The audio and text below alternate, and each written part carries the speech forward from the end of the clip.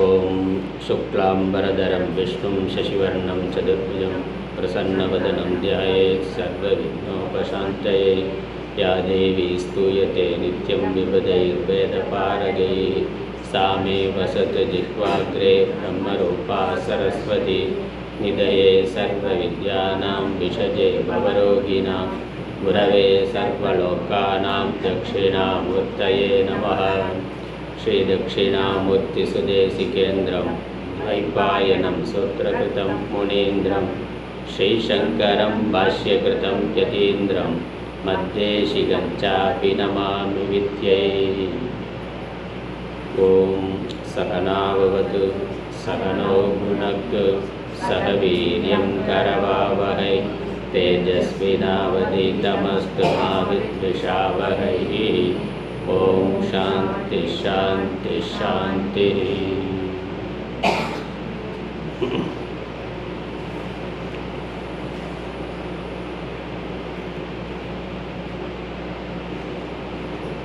ஸ்ரீமத் பகவத்கீதையினுடைய சாரத்தை தாத்பரியத்தை பார்த்து கொண்டிருக்கின்றோம். பகவான் ஸ்ரீகிருஷ்ணர் அர்ஜுனனுக்கு யுத்த காலத்தில் அவனுடைய சோகம் மோகம் நீங்குவதற்காக உபதேசம் செய்கின்றார். உபதேசத்தினுடைய விஷயம் ரெண்டாக இருக்கு. ஒன்று தர்ம அதர்ம விவேகம், இன்னொன்று ஆத்ம அனாத்ம விவேகம். பிரதானமாக ஆத்ம அனாத்ம விவேகம் தான் பகவத்கீதையினுடைய சாரம். ஏன்னா பகவத்கீதை ஞானத்தை உபதேசம் பண்ணுவதாக இருக்கின்றது. பகவத்கீதை தர்ம சாஸ்திரத்தை சொல்லுகின்ற நூல் அல்ல, ஞானத்தை சொல்லுகின்ற ஞான சாஸ்திரம். அதே சமயம் தர்மத்தினுடைய கோணத்திலும் சொல்லுகின்றார். அதனால் தர்ம விவேகமும் சொல்லப்பட்டிருக்கு. அதற்கு மேலாக ஆத்ம அனாத்ம விவேகம் சொல்லப்பட்டிருக்கு. தர்மம் என்கிற விஷயத்தை நம்ம இந்த 2 நாட்களில் பார்த்துருக்கிறோம். நம்முடைய வாழ்க்கையினுடைய புருஷார்த்தம் அல்லது லட்சியம் 4 என்பது எல்லோருக்கும் தெரிந்தது. தர்ம அர்த்த காம மோக்ஷம். அறம் பொருள் இன்பம் வீடு. இல்லை பொருள் இன்பம் இதுதான் நமக்கு பிரதானமாக இருக்கின்றது. இந்த உலகத்தில் நம்ம சுகமாக இருப்பதற்கு பொருள் தேவையாக இருக்கின்றது. அப்புறம் மறு உலகங்களுக்கு, உயர்ந்த உலகங்களுக்கு செல்வதற்கு புண்ணியங்கிறது தேவை. அந்த புண்ணியத்தை செய்வதற்கும் புண்ணிய காரியத்தை செய்வதற்கும் பொருள் தேவையாக இருக்கின்றது. அதில் பொருள்ங்கிறது பிரதானமான ஒன்று. அதை யாரும் மறுக்கலை, சாஸ்திரமும் அதை ஏற்றுக்கொண்டு இருக்கின்றது. ஆனால் பொருள் எதற்காக என்பதை பார்க்கணும். பொருள் பொருளுக்காக அல்ல, பொருள் ஒரு சாதனம். பொருள்ங்கிறது சாதனம். அதனுடைய சாத்தியம் பயன் என்ன என்றால் இன்பம். அல்ல அர்த்த காமம். பொருள் இன்பம் என்கின்ற பொழுது பொருள் சாதனம், இன்பம் என்பது சாத்தியம். சாத்தியம்னா ஒரு சாதனத்தினால் அடையப்படக்கூடிய விஷயம் என்னவோ அதற்கு சாத்தியம்னு பேர். அதில் பொருள் கருவியாக இருக்குது. நிறையா பணம் சம்பாதிக்கணுங்கிறதுக்காக தொழில் செய்கின்றோம். அந்த பணம் எதற்கு? பணத்துக்காகவா? பணத்தை அப்படியே சாப்பிட முடியாது. பணம் நேரடியாக அப்படி பயன்படக்கூடியது அல்ல. பணத்தின் மூலமாக பல பொருள்கள் வாங்குகிறோம். அந்த பொருள்களும் எதற்கு? அதிலிருந்து கிடைக்கக்கூடிய இன்பத்திற்காகத்தான். அதில் இன்பங்கிறதா நம்முடைய லட்சியம். அந்த இன்பம் அதற்கு பலவிதமான பொருள்கள் தேவை. அந்த பலவிதமான பொருள்களை வாங்குவதற்கு பொருள் தேவை.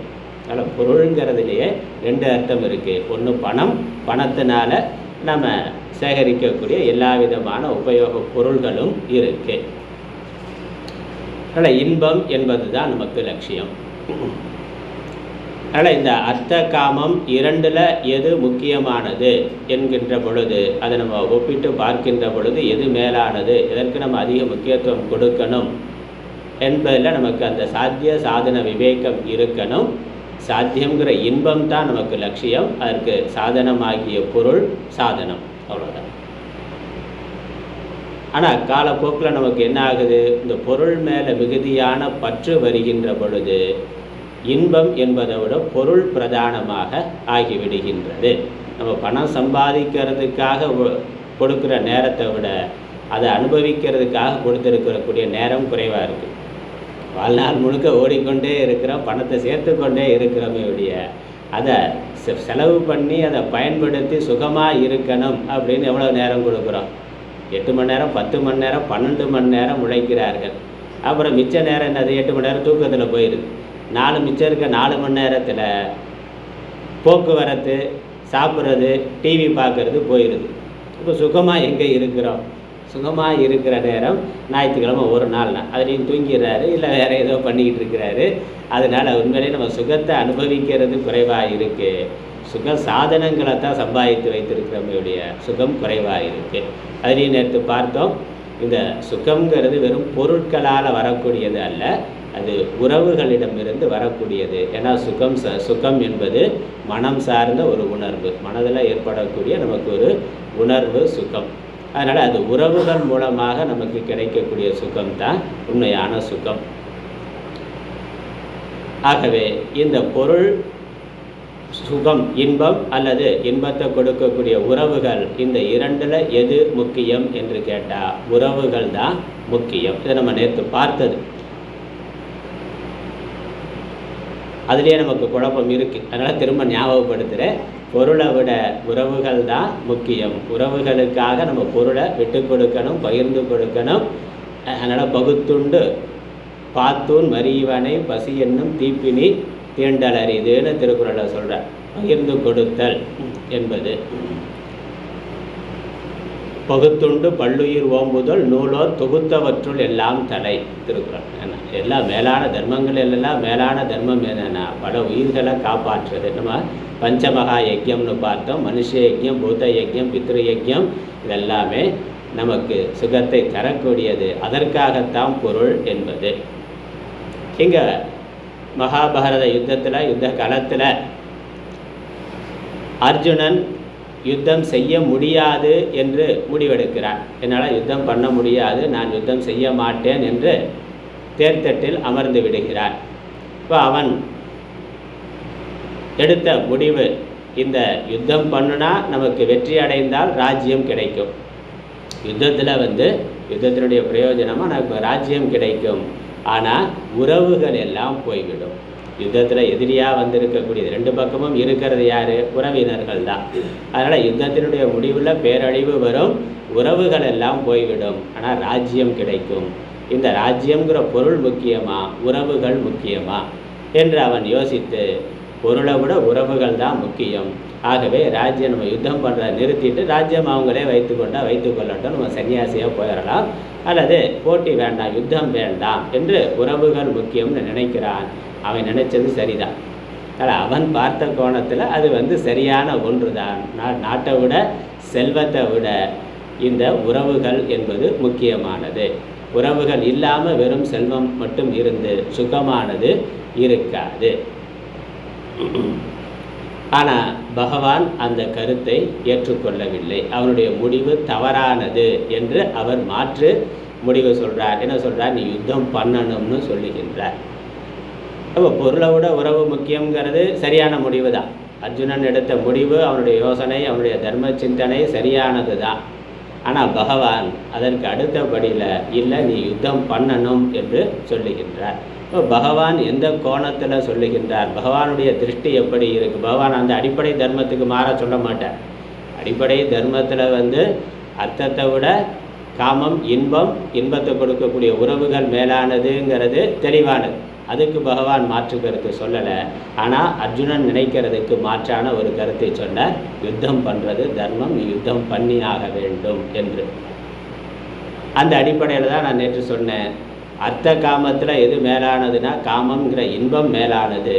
ஆனால் தர்மம், இன்பம், அறம், இன்பம், இந்த 2 வைத்து பார்க்கிற பொழுது எது மேலானது என்றால் அறம் என்ற தர்மம் தான் மேலானது. அந்த 2ஐயும் ஒப்பிடுற பொழுது தர்மம் தான், தர்மத்துக்கு தான் முக்கியத்துவம் கொடுக்கணும். அதாவது உறவுகள் முக்கியம்தான். உறவுகள் தர்மத்துக்குள்ளே இருக்கிற பொழுது, தர்மத்துக்கு உட்பட்டு தர்மமாக உறவுகள் நடக்கின்ற பொழுது உறவுகள் முக்கியம். அந்த உறவுகள் தர்ம விரோதமாக இருந்தால் அங்கே நமக்கு தர்மத்துக்கு தான் முக்கியத்துவம் கொடுக்கணும், உறவுகளுக்கு முக்கியத்துவம் கொடுக்கக்கூடாது. பகவானுடைய கோணம் அந்த இதில் தான் இருக்குது. பீஷ்மர், துரோணர் மற்ற எல்லாரும் உறவுகளாக இருந்தாலும் அவர்கள் அதர்மத்தின் பக்கம் இருக்கிறார்கள், தர்ம விரோதமாக இருக்கிறார்கள். இப்போ தர்மத்தை காக்க வேண்டியது உன்னுடைய பொறுப்பு, கடமை. அந்த இடத்துல உன்னுடைய சொந்த விருப்பு வெறுப்புக்கு முக்கியத்துவம் கொடுக்கக்கூடாது. அர்ஜுனன் பண்ணது தான். அவன் எடுத்த முடிவு அர்த்த காமம் அப்படிங்கிறதுல உறவு அப்படிங்கிறது முக்கியமானதுன்னு எடுத்தது சரிதான். ஆனால் அந்த முடிவை அவன் அவனுடைய பற்றுதலுடைய அடிப்படையில் எடுக்கிறான். இவர்கள் என்னுடைய உறவுகள்ங்கிற அபிமானத்தினால் எடுக்கிறான். அவர்கள் இதுவரைக்கும் பண்ணியிருக்கிற இவர்களுக்கு பண்ணியிருக்கக்கூடிய கெடுதல்களை அவன் நினச்சி பார்க்கல. தர்ம பஞ்சமகா பாத்தகம்னு சாஸ்திரம் சொல்லுது. அத்தனையும் அவர்கள் பண்ணியிருக்கிறார்கள். இவர்கள் இருந்த இடத்துக்கு நெருப்பு வச்சுருக்காங்க, மனைவியை அபகரித்திருக்காங்க, இவர்களுடைய சொத்துக்களை எல்லாம் அபகரித்திருக்கிறார்கள். எல்லாம் பஞ்சமகா பாதகத்தில் இருக்குது. அத்தனையும் செய்திருக்கிறார்கள். எல்லாம் ஆத்த தாயினக அப்படிங்கிற ஒரு வார்த்தை வருது பகவத்கீதையில். பஞ்சமகா பாதகத்தை செய்தவர்கள். அதனால் அவர்கள் தர்ம விரோதமாக இருக்கிறார்கள் என்பதை மறந்துட்டு அவர்கள் என்னுடைய உறவுகள், அவர்கள் என்னை சேர்ந்தவர்கள், நான் அவர்களை சேர்ந்தவன்கிற அந்த அபிமானத்தினால அவன் பார்க்கிறான். அந்த பற்றினுடைய அடிப்படையில் பார்க்கறதுனால அவனுக்கு அந்த சரியான முடிவை எடுக்க முடியலை, தவறான ஒரு முடிவை எடுக்கிறான். அதனால் பகவான் நடுநிலைமையோடு இருந்து இங்கே உறவு தர்மம் என்பதில் தர்மம் தான் மேலானது. ஏன்னா உறவுகள் இந்த பிறவியோடு முடிந்து விடும். பகவான் சொல்கிறார், நிறைய காரணங்கள் சொல்கிறார். இவர்கள் யுத்தத்தில் இறந்து போவார்கள் நினைக்கிற, யுத்தம் பண்ணலைனாலும் அவர்கள்லாம் இறந்து தான் போவாங்க. வேறு உண்மை, அதான உண்மை. ஏன்னா பீஷ்மர் ஒன்றும் இளைஞராக இல்லை, 120 வயசில் இருக்கிற யுத்த காலத்தில் அவர் இருக்கிற பொழுது கணக்கு போட்டு பார்த்தா 100 வயசுக்கு மேலே இருக்கிற. அதனால் யாரும் எல்லாருமே வயசு மட்டும் இல்லை, மரணம்ங்கிறது எல்லோருக்கும் பொதுவானது. கண்டிப்பாக அவர்கள் இறந்து போகத்தான் போகிறார்கள்.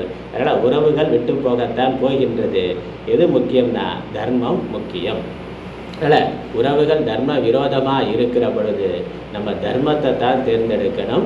அந்த இடத்துல உறவுகள் பகையாக ஆனாலும் அது பரவாயில்லை, தர்மம் தான் நமக்கு முக்கியம். தர்மமாக இருக்கக்கூடிய உறவுகளை ஆதரிக்கலாம், அவர்களோடு சேர்ந்து வாழலாம். தர்ம விரோதமாக இருந்தால் நாம் விலகித்தான் இருக்க வேண்டும், விலக வேண்டும் என்பது சாஸ்திரத்தினுடைய கருத்து, பகவானுடைய கருத்து. அதனால் பகவான் நடுவு நிலைமையோடு இருந்து அப்படி யோசித்து, ஆகவே நீ தர்மத்திற்காக யுத்தம் செய்ய வேண்டும் என்று சொல்லுகின்றார். அதுதான் நமக்கு எப்பொழுதுமே நடுவு நிலைமையோடு இருக்கக்கூடிய பெரியோர்களுடைய சகாயங்கிறது நமக்கு தேவை. அவர்கள் தானே நம்ம ஒரு பிரச்சனைன்னு வர்ற பொழுது நாம் அதை நடுவு நிலைமையோடு யோசிக்கிறது இல்லை, நம்மளுடைய சொந்த விருப்பு வெறுப்புகள் கலந்து தான் யோசிக்கின்றோம். அடுத்தவர்களுடைய பிரச்சனைனா நடுவு நிலைமையோடு யோசிப்போம், அங்கெல்லாம் ஜட்ஜ்மெண்ட்லாம் கரெக்டாக இருக்கும். அதே இது நமக்கு ஒன்றுன்னு வந்தாக்கா நம்மளால் அப்படி யோசிக்க முடியறதில்லை. என்ன காரணம்? நமக்கு அந்த உறவு அப்படிங்கிற ஒரு அபிமானம் பற்றானது எங்கே இருக்கோ அங்கே புத்தியானது தெளிவாக வேலை செய்கிறது இல்லை, புத்தி குழப்பமானது வருகின்றது. அதனால் அந்த சமயத்தில் நமக்கு சத்சங்கம்ங்கிறது தேவை, பெரியோர்கள் குருமார்களுடைய உதவிங்கிறது நமக்கு தேவை. அதனால் அவர்களுடைய ஆலோசனைப்படி நம்ம முடிவெடுத்தால் நம்ம பிரச்சனைகளுக்கு சரியான ஒரு தீர்வானது நமக்கு கிடைக்கும். நாம யோசிக்கிறத விட நம்மளை விட மேலோர்கள்ட்ட பெரியோர்கள்ட்ட அதை கேட்டு அவர்கள் என்ன சொல்லுகிறார்களோ, ஏன்னா அவர்களுடைய அனுபவம் இருக்குது என்றொன்று அவர்கள் நடுவு நிலைமையோடு பார்ப்பார்கள், பார்த்து சொல்லுவார்கள். அதை நம்ம இந்த இதிலிருந்து புரிந்து கொள்ளலாம். அதனால் அப்படி தர்மத்தினால நீ யுத்தம் செய்ய வேண்டும் என்று சொல்லுகின்றார். உறவுகளை விட தர்மமானது மேலானது என்று சொல்லி, அதே சமயம் யுத்தம்னு வந்தால் உறவுகளை கொள்வது பாப்பம் தானே. தர்மத்துக்காக கொண்டாலும் தர்மம் இல்லைன்னு கொண்டாலும் கொலைங்கிறது பாப்பம் தான். அதுவும் உறவுகளை கொள்வதுங்கிறது மிகப்பெரிய பாப்பம். அப்போ அதனால் எனக்கு பாப்பம் வருமே துன்பம் வருமே என்று கேட்கின்ற பொழுது அங்கே தான் தத்துவ ஞானம்ங்கிறது தேவையானதாக இருக்கின்றது. அங்கு பகவான் ஆத்ம அனாத்ம விவேகத்தை சொல்லுகின்றார். அதற்கு முன்னாடி கர்மயோகம் என்பதை சொல்லுகின்றார். அதை நம்ம நேற்றைய வகுப்பில் பார்த்தோம். கர்மயோகம் என்பது நம்ம ஒரு சகாமமாக ஒரு பலன் கருதி ஒரு செயலை செய்கின்ற பொழுது அந்த செயலை செய்வதற்கான உரிமை நமக்கு இருக்கின்றது. என்ன செயல் செய்யலாம், எப்படி செய்யலாம், எப்பொழுது செய்யலாம் என்பதெல்லாம் தேர்ந்தெடுக்கிறதுக்கான அதிகாரம் உரிமை நமக்கு இருக்குது. அப்போ நம்ம அதை நடுமை நிலைமையோடு இருந்து பார்த்து நம்மளுடைய ஸ்வதர்மம் என்னவோ அல்லது எது தர்மமோ அதன்படி நாம் செயலை செய்ய வேண்டும். நன்கு ஆராய்ந்து பார்த்து செயலை செய்ய வேண்டும். அது நம்முடைய கையில் இருக்குது. நம்முடைய மதி அங்கே விதி இல்லை. ஆனால் செயலினுடைய விளைவு என்று வருகின்ற பொழுது அது வினை பயனினுடைய அடிப்படையில் வருது. அதனால் அது ஈஸ்வரன் கொடுப்பதாக இருக்கின்றது. ஒரு செயலினுடைய பலன் ஈஸ்வரன் கொடுப்பதாக இருக்கின்றது. ஈஸ்வரன் எந்த அடிப்படையில் கொடுக்குறார்னா அந்தந்த ஜீவனுடைய வினை பயனுடைய அடிப்படையில் கொடுக்குறார். அவருடைய சொந்த விருப்பு வெறுப்பினுடைய அடிப்படையில் கொடுக்கல. அப்படி இல்லை. அதனால் ஈஸ்வரன் எப்பொழுதுமே இருள் சேர் இருவினையும் சேரா இறைவன். வேண்டுதல் வேண்டாமை இலான் பார்க்கிறோம். திருக்குறளில் இறைவனுக்கு லட்சணம் பார்க்கிற பொழுது வேண்டுதல் வேண்டாமை இலான். அவருக்கு விருப்பு வெறுப்புங்கிறது ஒன்றும் கிடையாது. அந்தந்த ஜீவர்கள் செய்கின்ற புண்ணிய பாபத்திற்கு ஏற்றாற் போல எந்த சமயத்தில் எதை கொடுக்கணுமோ அதை கொடுக்கின்றார். ஆகவே இப்போ நம்மளுடைய முயற்சி சரியாக இருந்தாலும் அதற்கான பலன் கிடைப்பது என்பது நம்மளுடைய வினையினுடைய அடிப்படையில். ஏற்கனவே செய்த வினை எது செயல்படுதோ அதனுடைய பயனாக வரத்தக்கது. அதனால் அது லாபமாக இருக்கலாம், நஷ்டமாக இருக்கலாம், அல்லது மிகுதியான லாபமாக இருக்கலாம், குறைவான லாபமாக இருக்கலாம், அல்லது குறைவான நஷ்டமாக இருக்கலாம், மிகுதியான நஷ்டமாக இருக்கலாம், அல்லது மொத்தமாகவே ஊற்றிக்கலாம்னா. அதனால் முதலுக்கே மோசமாக கூட ஆகலாம். அது வினை பயன். அதனால் மாபலேசு கதாச்சன கர்ம பலனை தேர்ந்தெடுக்கக்கூடிய அதிகாரம் சாய்ஸ் உனக்கு இல்லை. ஏன்னா அது ஏற்கனவே செயல்பட தொடங்கிய ஒன்று. இந்த பிறவி எடுப்பதற்கு எந்த வினை பயன்கள் காரணமாக இருந்ததோ அது ஏற்கனவே செயல்பட தொடங்கிய ஒன்று. செயல்பட்டு கொண்டு இருக்கிறத நம்மளால் நிறுத்த முடியாது. வில்லிலிருந்து புறப்பட்ட அம்பு போல வில்லில் இருக்கிற வரைக்கும், வில்லை நம்ம வைத்திருக்கிற வரைக்கும், நம்ம கைப்பிடியில் இருக்கிற வரைக்கும் அம்பை விடலாம், விடாமல் இருக்கலாம், அல்லது யாரை நோக்கி விடலாம் என்பதெல்லாம் நம்ம தீர்மானம் பண்ணுறதுக்கான வாய்ப்பு இருக்குது. ஆனால் கையை விட்டு போயிட்டாக்க அதுக்கப்புறம் அதை மாற்ற முடியாது, பிடிக்க முடியாது, நிறுத்த முடியாது. அதனுடைய இலக்கை தாக்கிய பிறகு அது நிற்கும். அதே மாதிரி நாம் இந்த உடம்பை எடுப்பதற்கு காரணமாக எந்த வினைப்பயன் இருந்ததோ அது வில்லிலிருந்து புறப்பட்ட அம்பு போல அது ஏற்கனவே செயல்பட தொடங்கிவிட்டது. அதனால் மரணம் வரைக்கும் அதனால் வரக்கூடியது தான் ஆகும். அதை மாற்ற முடியாது. ஆகவே அந்த இடத்துல நம்ம என்ன பண்ணணும்? அதை ஏற்றுக்கொள்வதற்கு தயாராக இருக்க வேண்டும். அங்கே தான் கர்ம யோகம்ங்கிறத சொல்கிறார். நீ இப்போ என்ன செயலை செய்யணுமோ அதை ஆராய்ந்து பார்த்து செயலை செய். ஆனால் வினையினுடைய பலன் வருகின்ற பொழுது அதை பிரசாத புத்தியோடு ஏற்றுக்கொள். பகவான் கொடுக்குற பிரசாதம் என்று அதை ஏற்றுக்கொள்வதற்கு உன்னை நீ தயார்படுத்திக்கொள். உன்னுடைய மனதை அதற்கு தயாராக வைத்துக்கொள். விவசாயம் பண்ணுறோம், விவசாயம் பண்ணுறேன், நான் என்னுடைய பக்கத்தில் இருந்து எந்த காலத்தில் விதைக்கணுமோ, என்ன விதைக்கணுமோ, அதற்கு என்னெல்லாம் பாதுகாப்பு ஏற்பாடுகள் பண்ணணுமோ எல்லாம் முறைப்படி சரியாக பண்ணலாம். ஆனால் விளைச்சல் என்ன வருங்கிறத யாராவது சொல்ல முடியுமா? சொல்ல முடியாது. மழை பெய்யாமல் போய் விளைச்சல் குறையலாம், மிகுதியான மழை பெய்து மொத்தமாக அடிச்சுட்டு போகலாம், அல்லது நம்ம எதிர்பார்த்த அளவும் கிடைக்கலாம். அதுக்கு வாய்ப்பு உண்டு. நம்ம என்ன திட்டமிட்டோமோ என்ன வரணுமோ அது வரும், அதுவும் உண்டு. அதற்கு மிகுதியாக கூட வரலாம், மிகுதியாக கூட விளைவு வரலாம். ஆனால் அதை நம்ம முன்னாடி தீர்மானம் பண்ண முடியாது. முயற்சி பண்ணுறது நம்ம கையில் இருக்குது. விளைவு வர்றது அது விதியினுடைய அடிப்படையில் அல்லது ஈஸ்வரனுடைய அருளின்படி அது இருக்கின்றது. ஆகவே எந்த செயலை செய்கின்ற பொழுதும் நம்ம முன்னாடியே அதை தெளிவாக இருக்கணும். இதனுடைய விளைவாக என்ன வந்தாலும் நான் அதை ஏற்றுக்கொள்ள தயாராக இருக்கிறேன். எனக்கு ஒரு எதிர்பார்ப்பு இருக்குங்கிறது உண்மை. ஒரு எதிர்பார்ப்பு இருக்குது, இது வந்தால் நல்லா இருக்கும்னு நான் நினைக்கிறேன். அப்படி இருந்தாலும் அதற்கு மீறி என்ன வந்தாலும் நான் அதை ஏற்றுக்கொள்வதற்கு தயாராக இருக்கிறேன். அதான் பிரசாத புத்தின்னு பேர். அது கர்மயோகம். அப்படி நாம் நம்முடைய செயலை செய்கின்ற பொழுது அதனால் நமக்கு பாபமானது வராது. நம்மளுடைய மனது சமநிலை மாறாமல் இருக்கும். என்ன வெற்றி தோல்விகள் வந்தாலும் அதனால் மனசு கலங்காமல் இருக்கும். மன அமைதியானது கெடாமல் இருக்குங்கிறது முக்கியமான ஒன்று. அது இப்பொழுது நமக்கு பிரத்யட்சமாக தெரிகின்ற ஒரு பலன். அதே சமயம் அதனுடைய விளைவு பிரசாத புத்தியாக ஏற்றுக்கொள்கிறதுனால அதனால் பாபம் வருவது இல்லை. புண்ணியமோ பாபமோ கர்ம யோகமாக நம்ம செயலை செய்கின்ற பொழுது வருவது இல்லைன்னு பகவான் சொல்கிறார். இல்லை, பிரம்மன் யாதாய கர்மாணி சங்கம் தியக்வா கரோத்தியக லிப்யதே நச பாப்பேன பத்மபத்ர மிவாம்பசா. 5வது அத்தியாயத்தில் 10வது ஸ்லோகம். தாமரை இலை தண்ணீர் போல இந்த பாபமானது அவனை ஒட்டுவது இல்லை. ஈஸ்வர அர்ப்பணமாக எவன் கர்மாவை செய்கின்றானோ, பற்றுதல் இல்லாமல், சங்கம் தியக்த்வா கரோதியக, யார் பற்றுதல் இல்லாமல் ஈஸ்வர அர்ப்பணமாக கர்மாவை செய்கின்றானோ அவனுக்கு பாபமானது ஒட்டுவது இல்லை, அவனை பாபமானது தீண்டுவது இல்லை. இது மாதிரி தாமரை இலை தண்ணீர் போல அது அவனை தீண்டுவது இல்லை. ஏன்னா உலக சக்கரங்கிறது ஈஸ்வரனால் நடத்தப்படுவது. நாம் மட்டும் உலகத்தில் இல்லை, உலகத்தில் எண்ணற்ற ஜீவராசிகள் இருக்குது, எண்ணற்ற லோக்கங்கள் இருக்குது. இறைவன் அவருடைய திட்டப்படி அதை நடத்தி கொண்டு இருக்கிறார். நாம் அதில் ஒரு சிறு அங்கமாக, ஒரு சிறு கருவியாக மட்டும் இருக்கின்றோம்.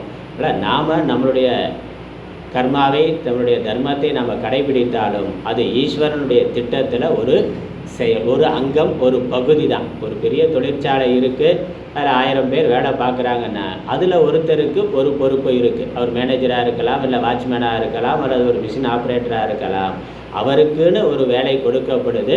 அந்த வேலையை விருப்பு வெறுப்பு இல்லாமல் அவர் எவ்வளவு செய்யணுமோ, என்ன செய்யணுமோ முறையாக சரியாக செஞ்சால் அதற்கான கூலி அவருக்கு கிடைக்கும்.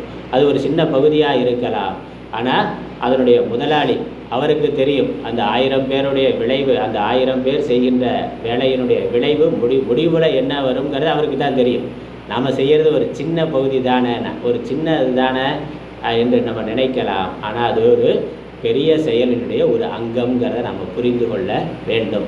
அதனால் தேர்தலில் ஓட்டு போடுறோம், நான் மட்டும் ஒரு 500 ரூபா 1000 ரூபா வாங்கிட்டா என்னன்னா அப்படி எல்லாரும் தானே நினைக்கிறான். அப்புறம் என்ன வரும்?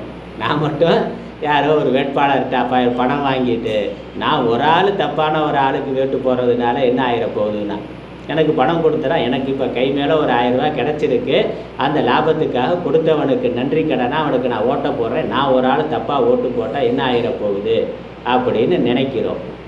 என்ன ஆகுது? அப்படி 1000 பேரும் நினைக்கிறோம். ஓட்டு போடுற எல்லாருமே நினச்சி கடைசியில் என்ன ஆகுதுங்கிறது நமக்கு தெரியும். நம்ம தலையெடுத்தது எப்படி இருக்குது அப்படிங்கிறது தெரிகின்றது. அப்போ ஒவ்வொரு ஆளும் இந்த பழைய கதையில எல்லாம் வரும். இந்த தென்னாலிராமன் கதையில் ஏதோ கதையில் எல்லோரும் ஒரு டம்ளர் பால் கொண்டு வந்து ஊற்றுங்க. நான் பெரிய கொப்பரை வச்சு ராஜா சொன்னார், எல்லோரும் ஒரு டம்ளர் பால் கொண்டு வந்து விடுங்க அப்படின்னு சொல்லி, ஒரு பொது தர்மத்துக்காக.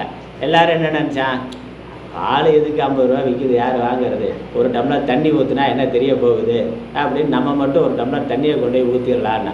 இப்படியே எல்லோரும் நினச்சான். கடைசியில் பாலே இல்லை, வெறும் தண்ணி தான் இருந்ததுன்னு. அப்படி அந்த மாதிரி நாம் தானே ஒரு சின்ன தப்பு, நம்ம வேலையை ஒழுங்காக செய்யலைன்னா என்ன ஆகிடப்போகுது, அது பாட்டுக்கு போகும் நினைக்கிறோம். ஆனால் அது ஈஸ்வரனுடைய திட்டத்துடைய ஒரு அங்கம்ங்கிறத புரிந்து கொள்ளணும். ஆகவே நாம் நம்மளுடைய சொந்த வெறுப்புக்கு இடம் கொடுக்காம தர்மத்தை கடைபிடிக்க வேண்டும் என்பது முக்கியம். இதை சயின்ஸ்லேயே அறிவியலையே சொல்கிறான், பட்டர்ஃப்ளை எஃபெக்ட்னு சொல்கிறான். பட்டாம்பூச்சி விளைவு அப்படிங்கிறது அறிவியலில் ஒரு முக்கியமான ஒரு தியரியாக இருக்குது. அதெல்லாம் நீங்கள் நெட்டில் தேடி பாருங்கள்.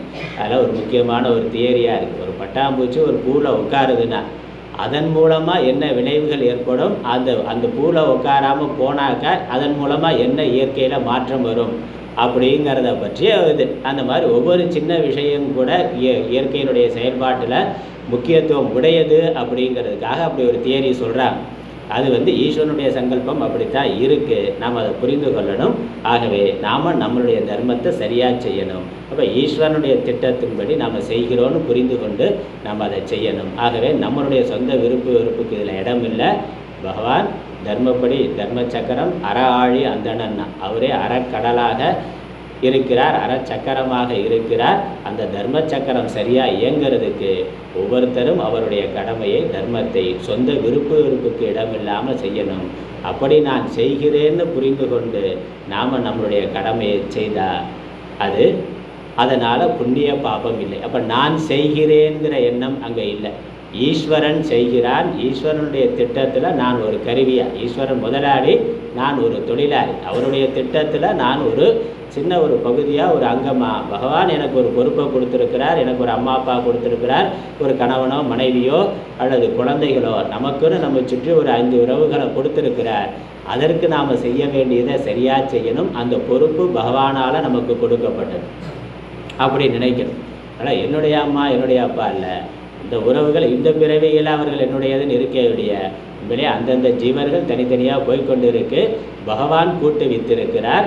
நாம் அவர்களுக்கு சேவை செய்கிறதுக்கான ஒரு வாய்ப்பு கொடுத்துருக்கிறார். அந்த கடமையை நான் சரியாக செய்யணும். அவர்கள் சரியாக செய்கிறாங்களோ இல்லையோ, பகவான் எனக்கு கொடுத்த கடமையை நான் சரியாக செய்யணும். என்னுடைய குழந்தைகளுக்கு என்ன செய்யணுமோ நான் அதை செய்யணும். என்னுடைய உறவுகள் பெற்றோர்களுக்கு என்ன செய்யணுமோ அதை செய்யணும். என்னுடைய கணவனுக்கோ மனைவிக்கோ அல்லது சகோதரனுக்கோ சகோதரிக்கோ யாருக்கு என்ன செய்யணுமோ அதை நான் சரியாக செய்யணும். இது குடும்பத்தில். அதே மாதிரி சமூகத்தில் ஒரு குடிமகனாக நான் என்ன செய்யணுமோ அதை செய்யணும். அரசியலில் இருந்தால், அரசியல் தலைவனாக இருந்தால் ஒரு தலைவனாக இருக்கிற நான் என்ன செய்யணுமோ அதை செய்யணும். அதில் என்னுடைய சொந்த விருப்பு அதற்கு இடம் கொடுக்கக்கூடாதுன்னு புரிந்து கொண்டு செயல்பட்டார். அதான் கர்மயோகம். அப்படி செய்கின்ற பொழுது பகவான் செய்கிறான்னு வருது, நான் செய்கிறேங்கிறது இல்லை, அகங்காரம் இல்லாமல் போகுது. அதனால் அந்த கர்மாவுக்கான பலன் இல்லைன்னு சொல்கிறார். அதனால் புண்ணிய பாபம் நமக்கு வராது. அப்படி செய்கின்ற பொழுது புண்ணிய பாபம் வராது. ஏற்கனவே செய்த புண்ணிய பாவம் வருது, அதை அனுபவிக்கிறோம். ஆனால் இப்படி இந்த மனோபாவத்தோடு ஒருவன் கர்மயோகமாக ஒரு செயல் செய்கின்ற பொழுது அதற்கு புண்ணிய பாபம் இல்லை. அதனுடைய விளைவு சித்த சுத்தி என்பது, மன தூய்மை என்பது அவனுக்கு அதனுடைய பலனாக ஈஸ்வரனால் கொடுக்கப்படுகின்றது. அதான் பகவான் சொல்கிறார், காயேன மனசா புத்தியா கேவலை இந்திரியைரபி யோகின கர்ம குர்வந்தி சங்கம் தியக்த்வா ஆத்மசுத்தையே. ஆத்மசுத்திக்காக, சித்த சுத்திக்காக, மன தூய்மைக்காக, என்னுடைய மனதில் இருக்கக்கூடிய ராகம் தேஷம் இதெல்லாம் போகணுங்கிறதுக்காக உடலாலையும் மனதாலையும் வாக்காலையும் நான் செயல்களை செய்கின்றேன். பகவானுடைய சங்கல்பப்படி செய்கின்றேன். பகவானுடைய திட்டத்தை நான் நடத்துகின்ற ஒரு கருவியாக மாத்திரம் இருந்து செய்கின்றேன்னு யோகிகள் செய்கின்றார்கள். அதனால் யுக்த கர்ம பலம் தியக்த்வா சாந்திம் ஆப்னோதி நைஷ்டிகிம். அவர்கள் அதனால் கர்ம பலனிலிருந்து விடுபட்டு சாந்தியை அடைகிறார்கள். சாந்தினா மன அமைதி, மன நிறைவு, நிம்மதி. நான் என்னுடைய வேலையை சரியாக செஞ்சுட்டேன் அப்படிங்கிற உணர்வே நமக்கு ஒரு நிம்மதியை கொடுக்கும். அதனால் ஒரு பணம் வந்தோ அல்ல வேறு ஏதோ நிம்மதிங்கிறது இல்லை. நாம் நம்ம வேலையை சரியாக செய்தாலே அதிலேயே ஒரு நிறைவு நிம்மதி இருக்கும். ஈஸ்வரனுடைய அனுகிரகத்தினால புறத்தில் நமக்கு என்ன கிடைக்கணுமோ அது கண்டிப்பாக வரும். அதனால் யோகிகள் இப்படி செயல்படுகிறார்கள்.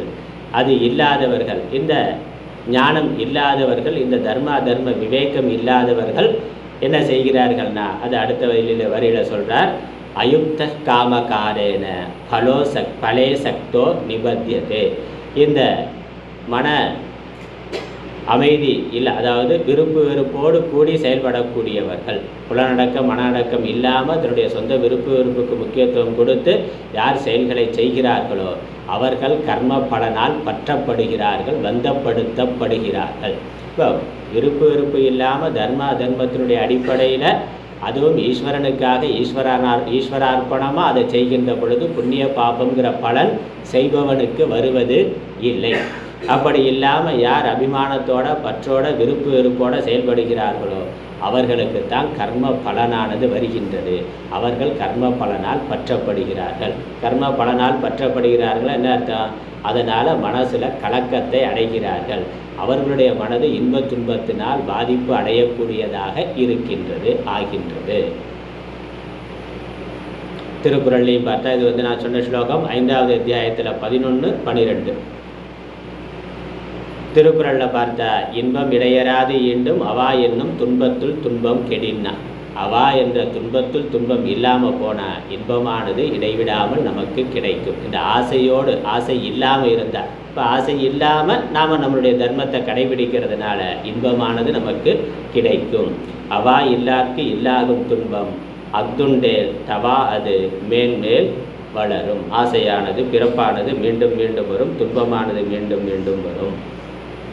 ஆசை இல்லாமல் செய்கின்ற பொழுது துன்பமானது இல்லை. துன்பம் இல்லாத இருக்கிற நிலை தான். அதான் பகவான் சாந்தி ஆப்னோத்தின்னு சொன்னார். சாந்தியை, மனசாந்தி, மன அமைதி, நிறைவு, நிம்மதிங்கிறது நமக்கு எப்பொழுதும் இருக்கின்றது.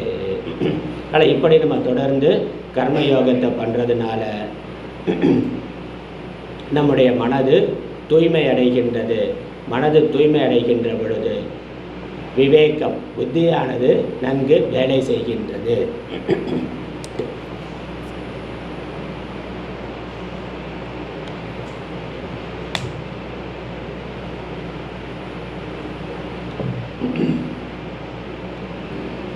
இப்போ சித்த சுத்தி அதனுடைய விளைவு என்ன? மன தூய்மை இருந்தாலே ஒரு மன அமைதி இருக்கும். ஆனால் அந்த மன அமைதி தற்காலிகமானதாக இருக்கும். அது நிரந்தரமான மன அமைதி இல்லை. ஆனால் மன அமைதி இருக்கும். மனசு ரொம்ப கலங்காமல், ரொம்ப சலனப்படாமல் அமைதியாக ஈஸ்வரன் இருக்கிறார், ஈஸ்வரன் பார்த்துக்குவார். எல்லாமே நன்றே செய்வாய், பிழை செய்வாய், நானோ இதற்கு நாயகமேனா.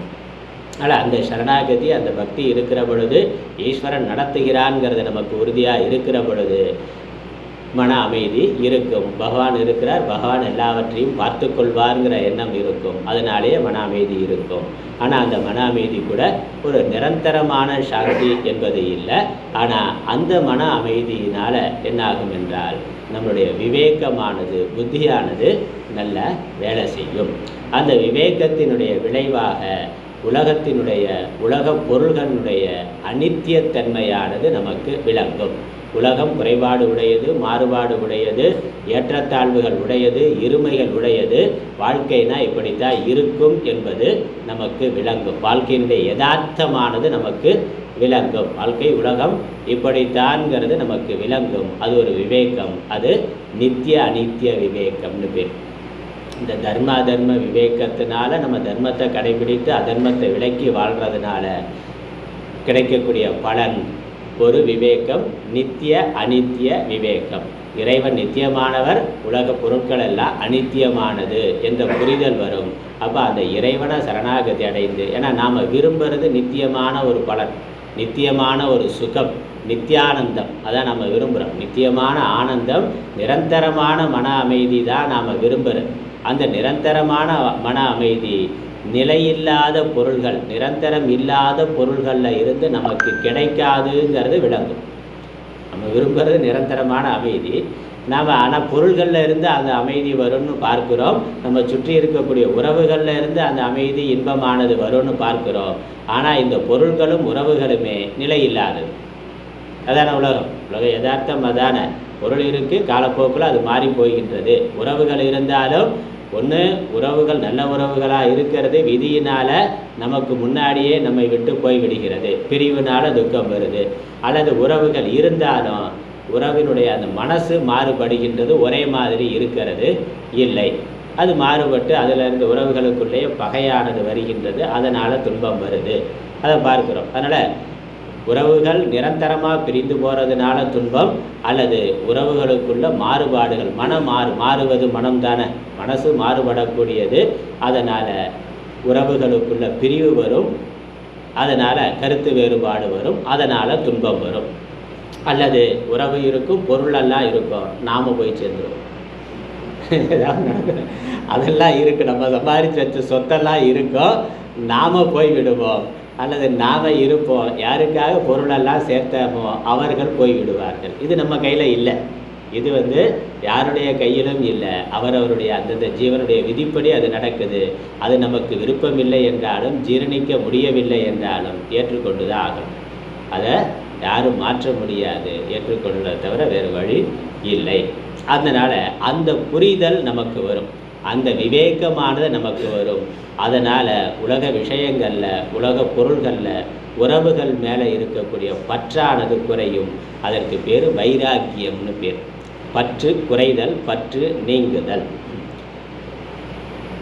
உலகத்தின் மேலே இருக்க எதிர்பார்ப்புகள் குறைந்து, உறவுகள் மேலே இருக்கக்கூடிய எதிர்பார்ப்பு குறைந்து, நம்மளுடைய கவனமானது நிலையான நிரந்தரமான இறைவன் பக்கம் திரும்பும். ஏன்னா இறைவன் நிரந்தரமானவர், நிலையானவர். அவரை பற்றி கொண்டால் அவரிடமிருந்து கிடைக்கக்கூடிய இன்பமானது நமக்கு நிலையானதாக, நிரந்தரமானதாக இருக்கும். அதனால் அந்த சரணாகதிங்கிறது வரும். அதனால் தான் பகவான் முடிக்கிற பொழுது மாமேகம் சரணம் பிரஜன்னு சொல்கிறார். என் ஒருவனையே சரண் அடைவாயாக. அவரிட மாசுச்ச, நான் கவலைப்பட, நான் உன்னை உன்னுடைய அகம் துவா சர்வ பாப்பேபியக மோக்ஷயிஷ்யாமி, உன்னுடைய பாப்பங்களில் இருந்தெல்லாம் நான் உன்னை விடுவிப்பேன், கவலைப்படாதேன். ஏன்னா நாம் நம்மளுடைய முயற்சியினால் எல்லாவற்றையும் சரி செய்து விட முடியும் நினச்சி முயற்சி பண்ணுறோம். சில சமயங்களில் வெற்றியாகுது, பல சமயங்களில் அது தோல்வியாக தான் ஆகுது. இன்னும் சொல்லப்போனால் பிரச்சனையை தீர்க்கலான்னு போய் பிரச்சனை அதிகமாகிடும். நம்ம பண்ண முயற்சிகளில் விளைவு என்ன ஆகுதுன்னா, பிரச்சனை சரியாச்சானா இல்லை, அது அதிகமானதுன்னு கூட நம்ம பார்க்கிறோம். அப்போ இது பகவான் பார்த்துக்கிறோம். பகவான் சொல்கிறார், நான் பார்த்துக்கிறேன்னா, நீ என்கிட்ட சரணாகதி அடைந்து விட்டு உன்னுடைய தர்மத்தை கடைபிடி, நான் எல்லாவற்றையும் பார்த்து கொள்கிறேன்னு சொல்கிறார். அந்த ஸ்ரத்தை, அந்த சரணாகதி வந்தால் அதுக்கு மேலே நம்மளுடைய வாழ்க்கையில் கவலைங்கிறது இருக்காது. அந்த நிலையாமைங்கிறது நமக்கு புரியும். இன்னாமை திருக்குறளில் நிலையாமைனே ஒரு அதிகாரம் இருக்குது, இடுக்கண் அழியாமைன்னு அதிகாரம் இருக்குது. அதுக்கப்புறம் இடுக்கண் அழியாமைன்னு ஒரு குறள், இன்னாமை இன்பம் எனக்கொழின் ஆகுந்தன் ஒன்னார் விளையும் சிறப்பு.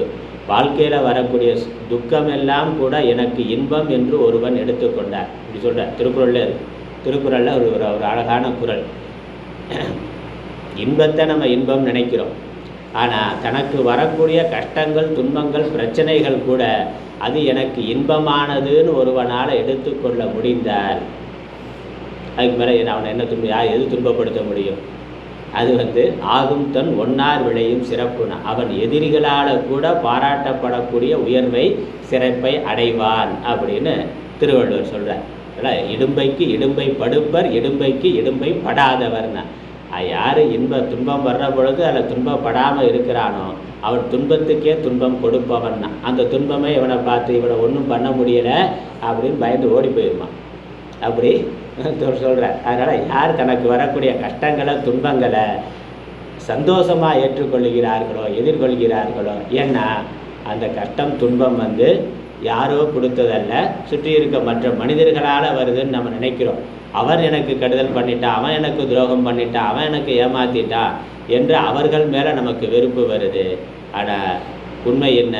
நாம் அனுபவிக்கக்கூடிய துன்பங்கள் எல்லாம் நாம் ஏற்கனவே செய்த வினையினுடைய விளைவு. நாம் செய்த பாப்பம் தான் இப்பொழுது துன்பமாக வருது. அது அவர்கள் வழியாக வருது, அல்லது ஏதோ ஒரு சூழ்நிலையின் காரணமாக வருது. அப்போ அது ஒரு கருவி மாத்திரம். சுற்றி இருக்கக்கூடிய உறவுகள் அல்லது ஒரு சூழ்நிலை, நமக்கு துன்பத்தை தரக்கூடிய ஒரு சூழ்நிலை என்பது, உறவுகள் என்பது ஒரு கருவி மாத்திரம். நாம் செய்த வினைப்பயன் அவர்கள் மூலமாக நமக்கு வருது. அவர்கள் அதை பண்ணலை, பகவான் அவர்களை தூண்டி நமக்கு கொடுக்குறார். அவ்வளோதான். பகவான் அவர்கள் மூலமாக அல்லது சூழ்நிலை மூலமாக கொடுக்குறார். இன்பமும் அப்படித்தான். நாம் இன்பம் வர்றது பொருள்கள்லேருந்து, உறவுகள்லேருந்து வருதுன்னு சாதாரணமாக நினைக்கிறோம். அது கூட நாம் செய்த வினைப்பயன் அவர்கள் மூலமாக வருது, அவர்கள் வழியாக வருது. பகவான் நம்ம செய்த புண்ணியத்தை நமக்கு கொடுக்குறார். ஆனால் கொடுக்கறதுக்கு ஒரு நிமித்தம், ஒரு காரணம் வேணுமே. அதற்காக சுற்றி ஒரு நல்ல வாய்ப்பை, நல்ல சூழ்நிலையை ஏற்படுத்துகிறார், நல்ல உறவுகளை ஏற்படுத்துகிறார். நமக்கு அது கிடைக்கின்றது. நாம் நம்மளுடைய அறியாமையினால் அவர்கள் கொடுத்தார்கள் அல்லது பொருளில் இருந்து வந்ததுன்னு நினைக்கிறோம். உண்மையிலேயே அது பகவான் கொடுத்தது. பகவான் எப்படி கொடுத்தாருன்னா, நாம் செய்த வினைப்பயனை நமக்கு கொடுத்துருக்குறார்.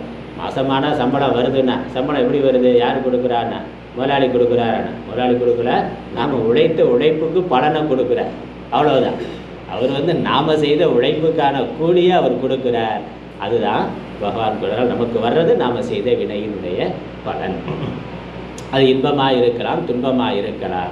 அப்போ அந்த விவேகம் இருக்கிற பொழுது, நான் ஏற்கனவே செய்த வினையின் பயன் பாப்பம், அது இப்போ துன்பமாக வந்திருக்கு, நான் அதை ஏற்றுக்கொள்ளுகிறேன்னா. ஏன்னா இந்த பாப்பம் அனுபவிக்க தீர்ந்து போயிடும். அதனால் அப்பாடா பாப்பம் கழிஞ்சதுன்னு சந்தோஷப்படலாம். நம்ம ஏற்கனவே சேர்த்து வச்சிருக்கக்கூடிய பாப்பமானது அனுபவிக்கின்ற பொழுது குறைகின்றதுங்கிறதுனால, ஐயோ பாப்பம் போகுது, நல்லது, ரொம்ப சந்தோஷம், பாப்பம் குறைஞ்சி போகிறது நல்லதுன்னு. பாப்பம் குறையிறது நல்லது தானே.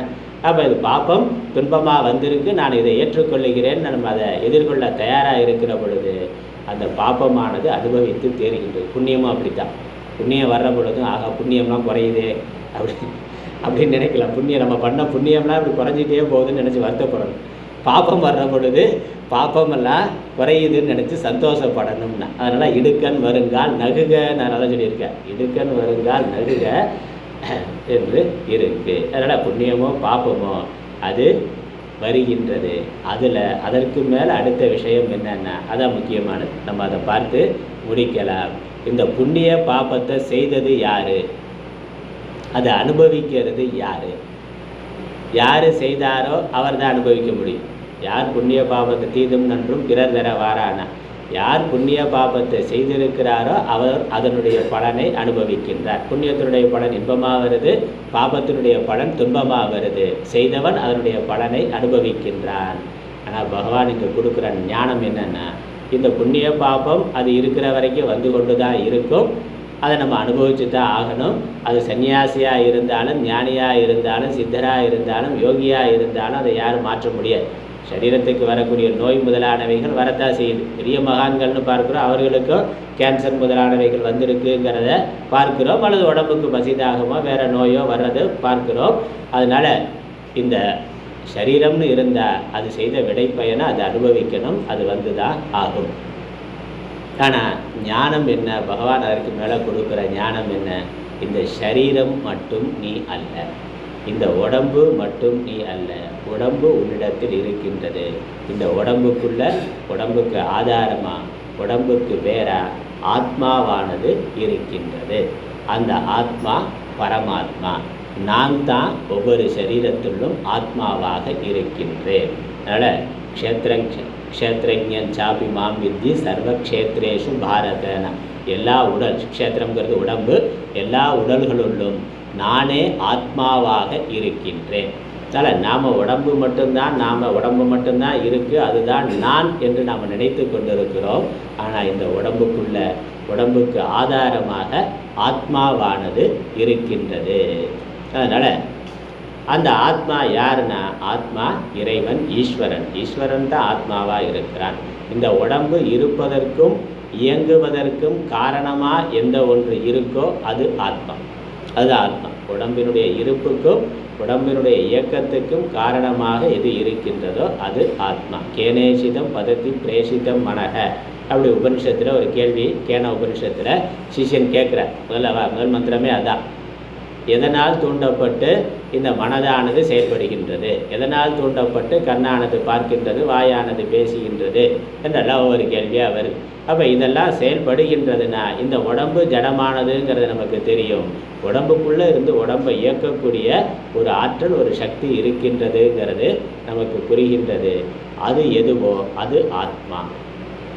உண்மையிலேயே அதுதான் நாம், அதுதான் நம்முடைய யதார்த்த ஸ்வரூபம். அதை பகவான் பகவத்கீதை முழுக்க உபதேசம் பண்ணுறார். ஆனால் பகவானுடைய உபதேசத்தோட தொடக்கமே இந்த ஆத்ம தத்துவத்தில் தான் தொடங்குறார்.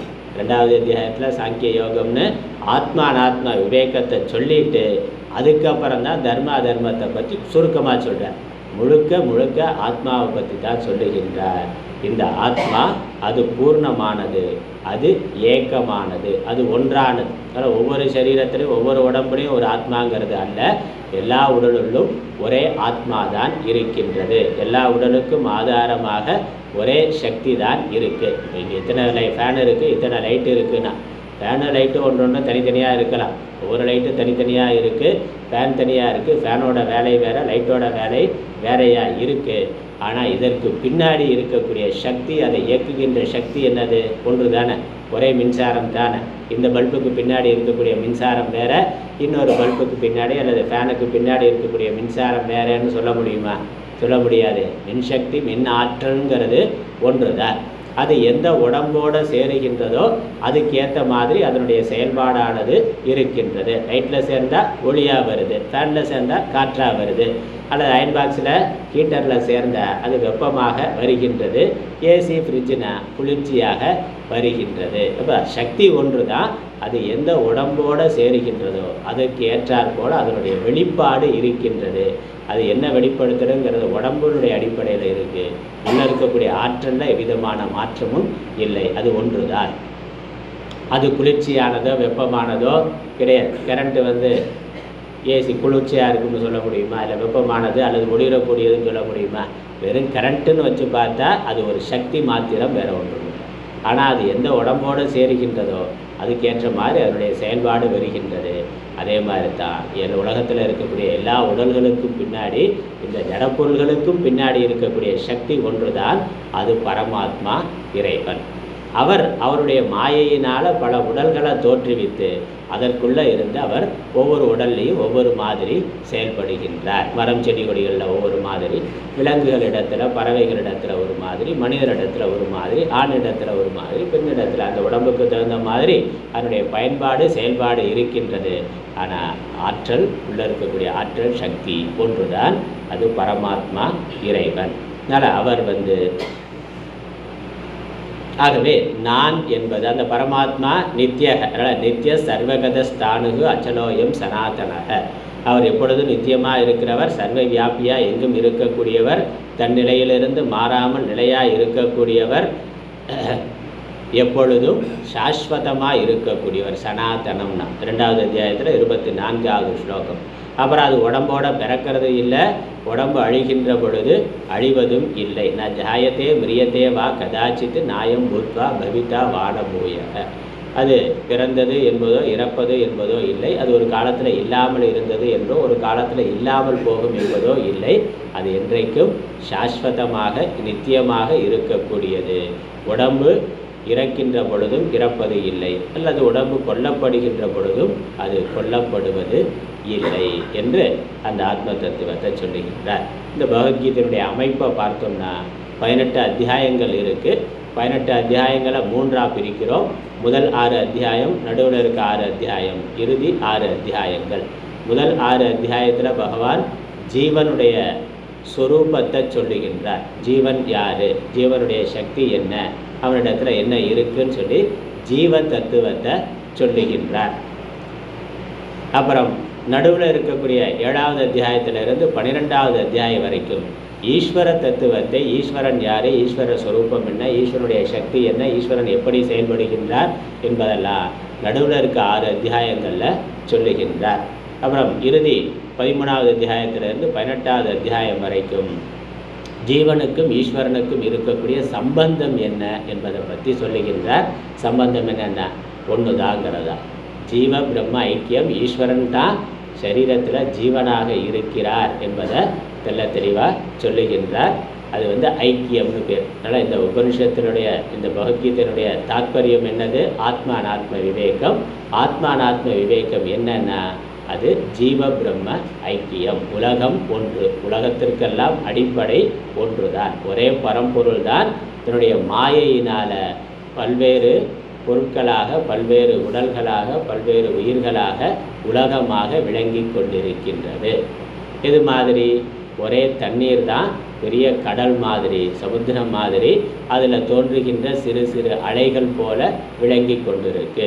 ஒரு அலை எடுத்துக்கொண்டு அதுக்குள்ளே என்ன இருக்குது, தண்ணீர் தான் இருக்குது. அலைங்கிறது தண்ணீர் தான், தண்ணீருக்கு வேறாக அலைங்கிறது இல்லை. அந்த அலையில் சின்ன அலை இருக்கலாம், பெரிய அலை சுனாமினா பேரலை வரலாம், சிறிய அலை இருக்கலாம். அப்புறம் அதுலேயே நீர்க்குமிழிகள், நுரைகள் இதெல்லாம் வருது.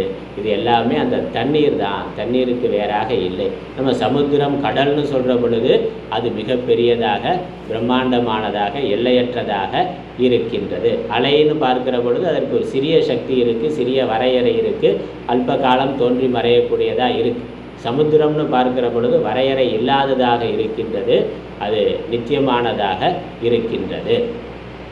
அதே மாதிரி இந்த ஈஸ்வரன்னு சொல்கிற பொழுது சகுணமான ஒரு ரூபத்தோட இருக்கக்கூடிய ஒரு ஈஸ்வரத்தன்மை, அதர்ம சாதாரண ஈஸ்வரன்னு சொல்லுகின்றோம். ஒரு நாம ரூபத்தோட படைத்தல், காத்தல், அழித்தல் என்ற தொழில்களை செய்து கொண்டிருக்கக்கூடிய ஒரு ரூபமாக இருக்கக்கூடிய இறைவன் என்பது. அந்த சகுணமான ஈஸ்வரனுக்கு ஆதாரமாக நிர்குண பிரம்மமானது இருக்கின்றது. இதை நம்ம உபனிஷத்துக்கள் சொல்லுகின்றது. சகுணமான ஈஸ்வரன், அதற்கு ஆதாரமாக நிர்குணமான பிரம்மமானது இருக்கின்றது. அல்லது நிர்குணமான பிரம்மம் தான் அதனுடைய மாயா சக்தியினால் சகுணமாக ஒரு உருவத்தை எடுத்துக்கொண்டு ஈஸ்வரனாக, மகாவிஷ்ணுவாக அவர் இருக்கின்றார். சிவபெருமானா மகாவிஷ்ணுவா அல்லது விநாயகர், முருகன், எப்படி வேணாலும் நம்ம சொல்லலாம், அப்படி இருக்கின்றார். அதனால் ஈஸ்வரனுக்கும் ஆதாரமாக ஒரு நிர்குண தத்துவம் இருக்கின்றது, அதுக்கு நிர்குண பிரம்மம்னு பேர். அதே மாதிரி ஜீவன் அப்படின்னு நம்ம பார்க்கிற பொழுது ஒரு உடம்பை எடுத்துக்கொண்டு இந்த உடம்பு என்று பார்க்கிறோம். அப்போ இந்த உடம்புக்குள்ள ஆதாரமாக ஒன்று இருக்குது, அதை ஜீவாத்மான்னு சொல்கிறோம்.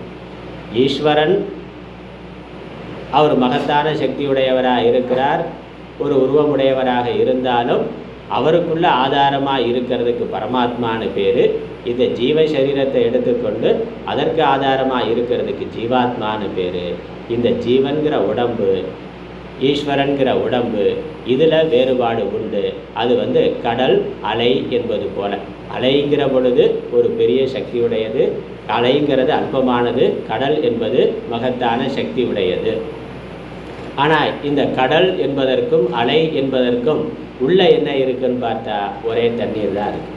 ஒரே தண்ணீர் தான். அது பெரிய நீர்ப்பரப்பாக இருக்கிற பொழுது கடல்னு சொல்கிறோம், ஒரு சின்ன அளவில் இருக்கிற பொழுது அலை என்று சொல்லுகின்றோம். ஆனால் கடல் அலை ரெண்டுக்குள்ளேயும் இருக்கிறது ஒரே தண்ணீர் தான். அந்த மாதிரி இந்த பிரபஞ்சம் எவ்வளவு பிரம்மாண்டமானதாக இருந்தாலும் அதற்குள்ளே நாம் ஒரு சின்ன, நம்மளுடைய உடம்புங்கிறது ஒரு துளி மாதிரி, ஒரு சின்ன அலை மாதிரி இந்த உடல் வந்து போகின்றது. ஆனால் இதற்கு, இந்த பிரபஞ்சத்துக்கும் இந்த உடலுக்கும் ஆதாரமாக இருக்கிறது ஒரே பரமாத்மா, ஒரே பரம்பொருள். அது நிர்குண பிரம்மம். அது பிறப்பு இறப்பு இல்லாதது, சாஸ்வதமானது. அதனால் நாம் புரிந்து கொள்ள வேண்டியது என்னென்னா, நான் என்பது உடல் மாத்திரம் அல்ல, நான் என்பது மனசு மாத்திரம் அல்ல. நான்கிறது இந்த உடம்பு மனசுக்குன்னு ஒரு அல்பமான ஒரு அறிவு இருக்குது, அந்த அறிவு மாத்திரம் அல்ல.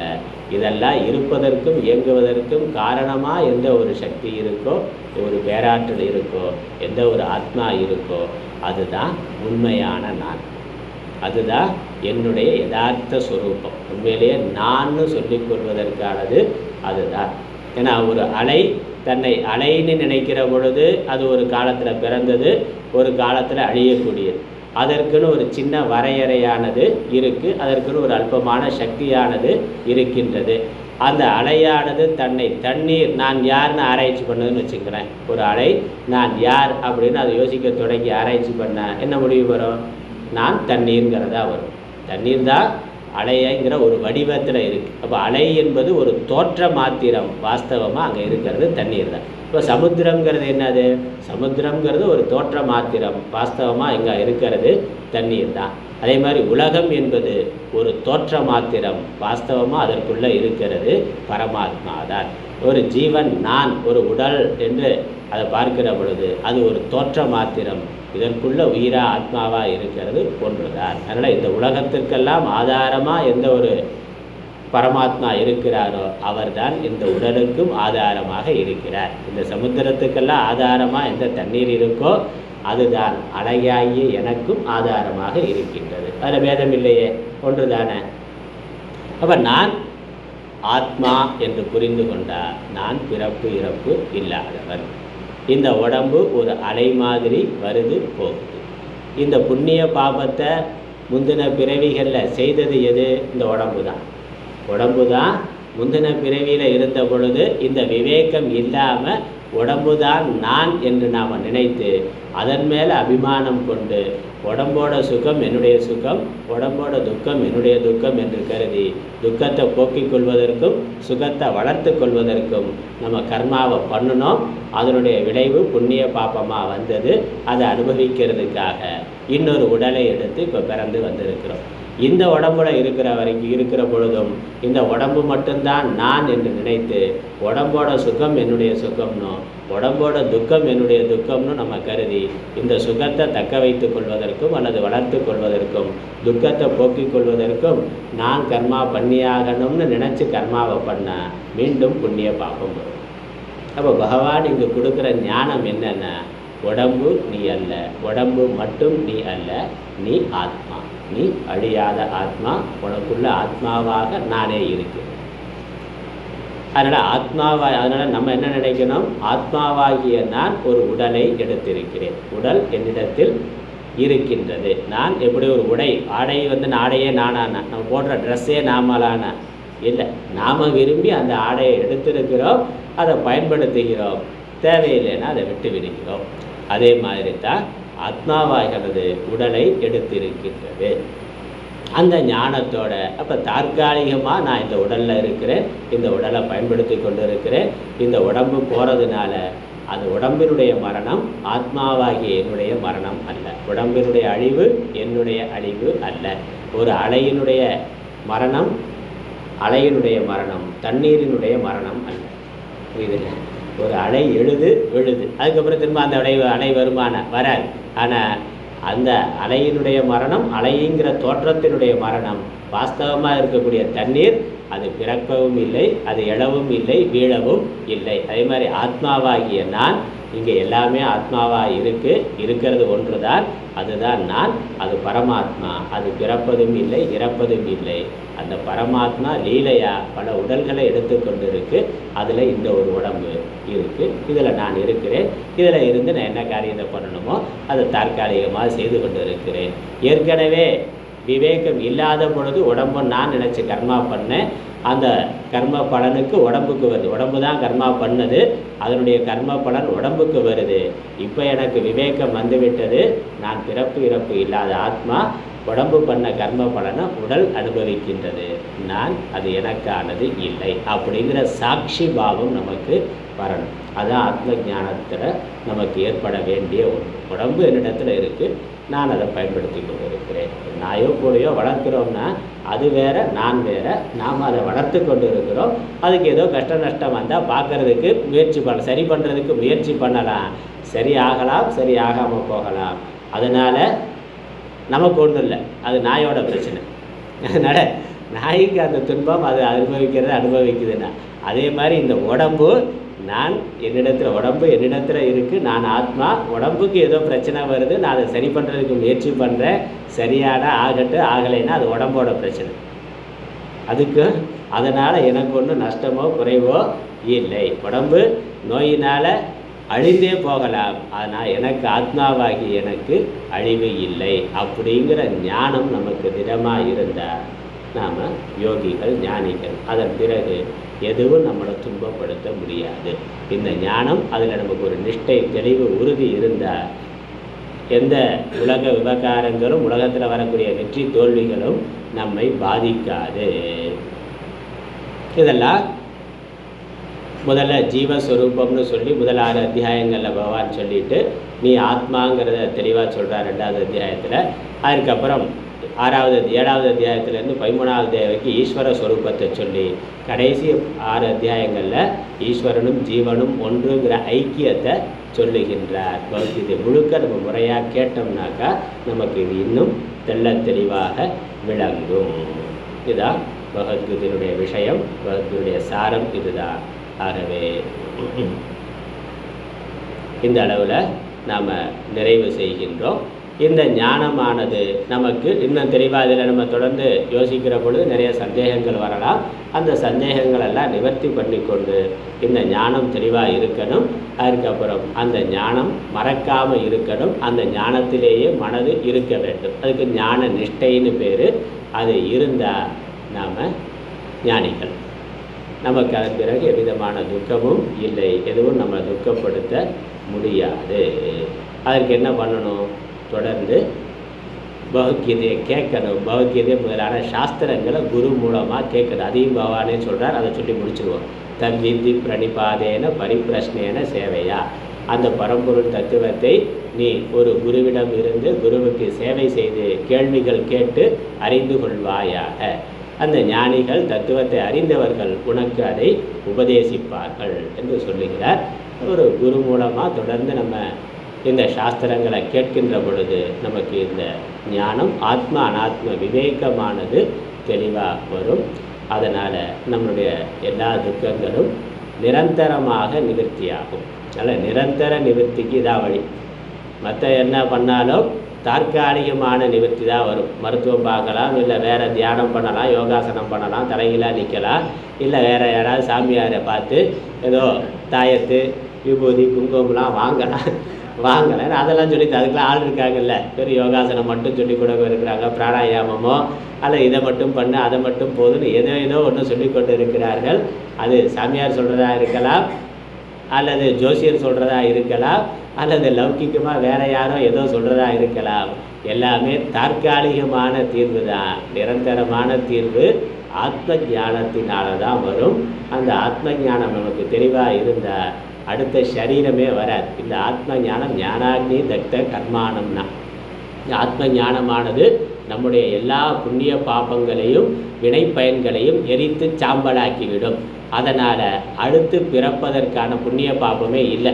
புண்ணிய பாபத்தை ஒரு பிறவியில் ஒரு மனித பிறவியில் ஆத்ம ஞானத்தை அடைஞ்சிட்டான்னா அவனுடைய எல்லா இதுக்கு முன்னாடி எத்தனை பிறவி எடுத்திருந்தாலும் எல்லா பிறவிகள் செய்த புண்ணிய பாபங்களும் அழிந்து விடுகின்றன, எரிந்து போய் விடுகின்றன.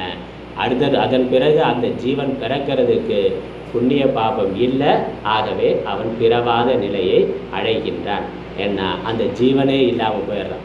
புண்ணிய பாவம் இருக்கிற வரைக்கும் தான் ஜீவத்துவம் தொடரும். புண்ணிய பாவம் இல்லாமல் போகிற பொழுது ஜீவத்துவமானது போய்விடுகிறது. அவன் நிர்குண பிரம்மமாக இருக்கின்றான். ஆனால் பிரம்ம நிர்வாணம் ரிச்சதி அப்படின்னு சொல்கிறார். அவன் நிரந்தர சாந்தியை அடைகின்றான், பிரம்ம பதத்தை அடைகின்றான், பிரம்மமாகவே இருக்கின்றான். அதான் பிறவாத நிலை, அதான் மோட்சம், அதான் வீடு பேரு. நம்ம எல்லோருக்கும் இந்த ஞான வைராக்கியம் சித்திப்பதற்காக எல்லாம் வல்ல பரம்பொருளையும் குரு பரம்பரையையும் நம்ம சுவாமிஜியுடைய திருவடிகளையும் சிந்தித்து நிறைவு செய்கின்றேன். ஓம் பிரபன்ன பாரிஜாத்தாய தோத்திரவேற்றைக்கபாலயே ஞானமுத்ராய கிருஷ்ணாய கீதாமிருததிகே நமः. ஓம் ஈஸ்வரோ குருராத்மேதி முக்திவேத விபாகினே व्योमवत्याप्तदेहाय दक्षिणामूर्तये नमः. ओम पूर्णमदः पूर्णमिदं पूर्णात् पूर्णमुदच्यते पूर्णस्य पूर्णमादाय पूर्णमेवावशिष्यते. ओम शांति शांति शांति. हरि ओम.